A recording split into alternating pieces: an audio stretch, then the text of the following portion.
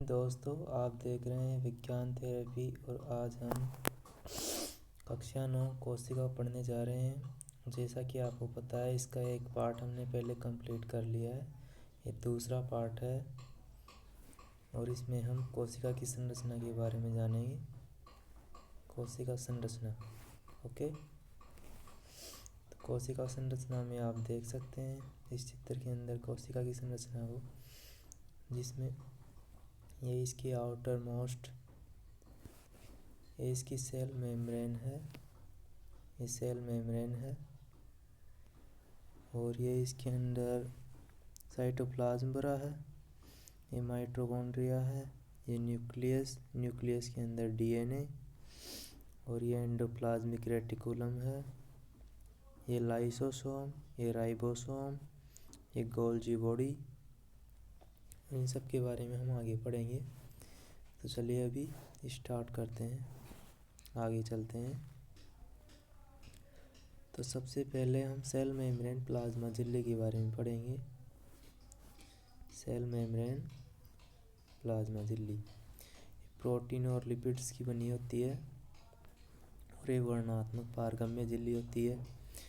इसका मतलब होता है कि ये चयन करके अंदर बाहर जाने देती है, जैसे अपने अंदर ये जल को आने जाने देती है और O2 और CO2 का ये परिवहन करती है। अभी हम पढ़ेंगे O2 और CO2 का परिवहन कोशिका के अंदर कैसे होता है।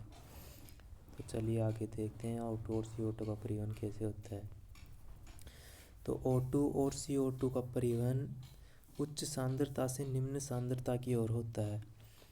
जैसे अगर कोशिका के बाहर ऑक्सीजन की सांद्रता अगर बढ़ जाती है और कोशिका के अंदर ऑक्सीजन की सांद्रता घटती है, तो ऑक्सीजन कोशिका के बाहर से अंदर की ओर परासरण द्वारा गमन करती है। और जैसे ही कोशिका के अंदर अपशिष्ट के रूप में CO2 की सांद्रता बढ़ जाती है, तो कोशिका के बाहर CO2 परासरण द्वारा गमन करती है। समझ रहे हैं?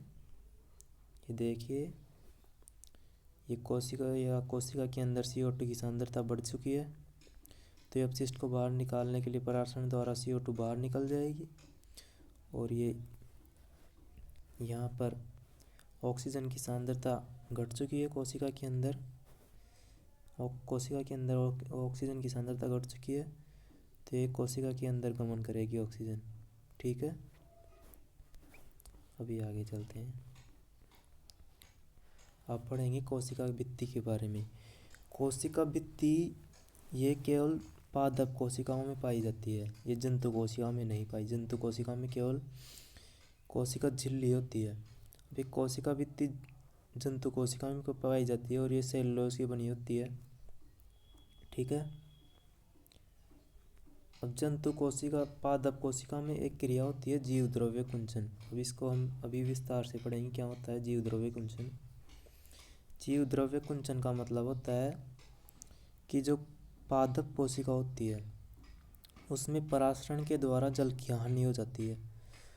जल की हानि हो जाती है तो कोशिका सिकुड़ जाती है और कोशिका के साथ साथ ही उसके अंदर के अंग भी सिकुड़ जाते हैं। जैसे यहाँ पे देख सकते हैं आप, ये कोशिका पहले फूली हुई थी, अब परासरण के द्वारा इसके अंदर जल की हानि हुई तो ये सिकुड़ कर ऐसे हो गई। तो इसी को बोलते हैं जीव द्रव्य कुंचन। ओके, अभी आगे चलते हैं। अब अगला टॉपिक आता है हमारा कोशिका द्रव्य तथा जीव द्रव्य। कोशिका द्रव्य तथा जीव द्रव्य क्या होता है कि अभी हम स्ट्रक्चर से पढ़ेंगे इसकी। ये जो कोशिका है, इसके जो ये केंद्रक है ना, ये केंद्रक, इसके चारों ओर जो भी ये द्रव्य भरा है, ये इसी को बोलते हैं कोशिका द्रव्य। और कोशिका द्रव्य प्लस केंद्रक, इसको बोलते हैं हम जीव द्रव्य। ओके, कोशिका द्रव्य प्लस केंद्रक को बोलते हैं जीव द्रव्य और केंद्रक के चारों ओर जो द्रव्य भरा होता है उसको बोलते हैं कोशिका द्रव्य। तो अभी इसकी डेफिनेशन देखते हैं। कोशिका के केंद्रक के चारों ओर का द्रव्य जो कोशिका झिल्ली से घिरा होता है उसे कोशिका द्रव्य कहते हैं। ठीक, और ये जीव द्रव्य एवं कोशिका द्रव्य तथा केंद्रक को ही संयुक्त रूप से जीव द्रव्य कहा जाता है, जीव द्रव्य कहते हैं। ओके, चलो यहीं पर हमारा सेशन समाप्त होता है। Thank you, take care, bye bye.